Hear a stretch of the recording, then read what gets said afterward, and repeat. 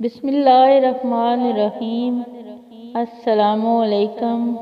جانتے ہو انسان کسے کہتے ہیں؟ جس کے دل میں انسانیت، آنکھ میں احترام، الفاظ میں نرمی، اخلاق میں رحم دلی اور مقاصد میں اعلیٰ ظرفی ہو۔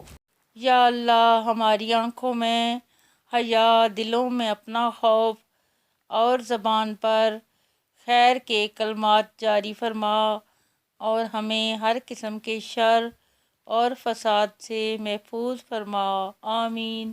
ہم نوکری کی لالچ میں بہت ساری کتابیں پڑھ لیتے ہیں، لیکن جنت کے لالچ میں قرآن مجید نہیں پڑھتے۔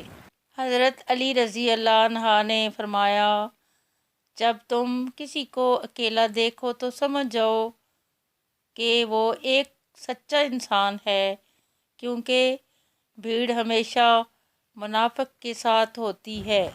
جب کسی کام کا ارادہ کر لو تو پھر اللہ پر بھروسہ کرو۔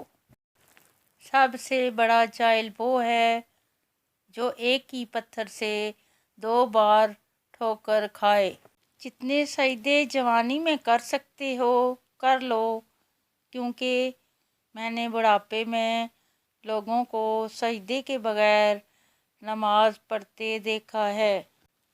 خدا تک پہنچنے کے بہت سے راستے ہیں، لیکن میں نے خدا کا پسندیدہ ترین راستہ مخلوق سے محبت کو چنا۔ حضرت علی رضی اللہ عنہ، ہر اس چیز کو توڑ دو جس کو انسان نے بنایا ہے، لیکن انسان کا دل کبھی مت توڑنا جس کو اللہ نے بنایا ہے۔